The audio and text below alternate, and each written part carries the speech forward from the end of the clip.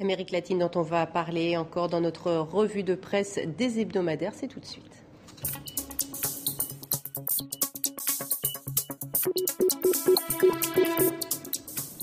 Slimane Zeguidour, merci, ravi de vous retrouver. C'est avec un hebdomadaire argentin que vous débutez, l'hebdomadaire Noticias, qui se penche sur un couple, ce couple Kirchner, à un peu plus d'un an de la présidentielle.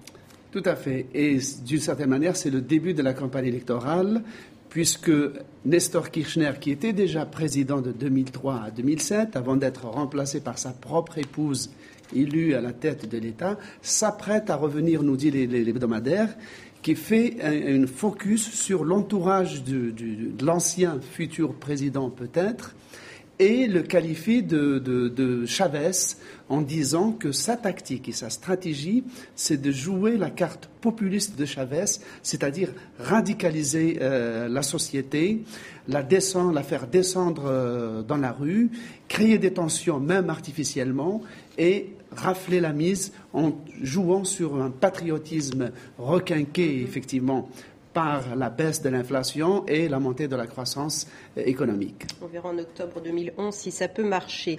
L'Amérique latine encore, mais avec un point de vue britannique cette fois.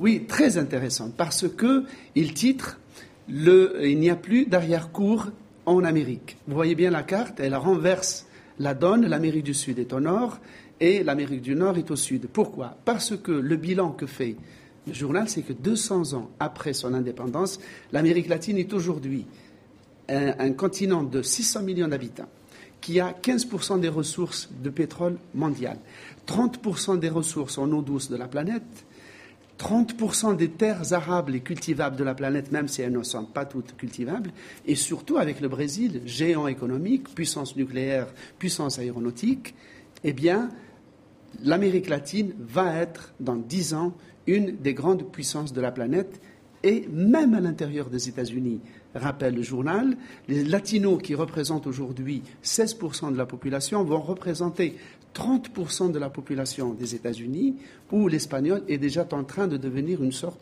de deuxième langue nationale. Donc, gros dossier à lire dans The Economist. C'était hier à la fin du Ramadan, et vous avez choisi un hebdomadaire marocain.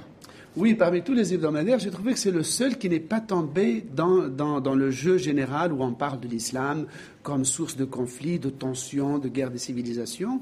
Le journal est venu juste rappeler que l'islam est aussi, il fallait le rappeler, une religion, une culture avec ses défauts et ses qualités. Et donc il est revenu sur cette notion d'au-delà dans l'islam, puisque le Ramadan est aussi un mois de contrition, de piété, de réflexion sur l'au-delà, et du paradis et de l'enfer. Et il termine par une belle métaphore du Moyen-Âge musulman que j'aime bien. C'est une sainte musulmane qui est un jour sortie à Bagdad avec une torche et un seau d'eau, et elle a dit « Je vais éteindre l'enfer et je vais brûler le paradis, comme ça les gens ne feront plus le bien pour aller au paradis et se dispenseront de faire du mal, non pas par crainte de l'enfer, mais par détestation du mal. » On se quitte sur cette histoire irakienne. Merci beaucoup Slimane Zeguidour d'avoir été avec nous. On passe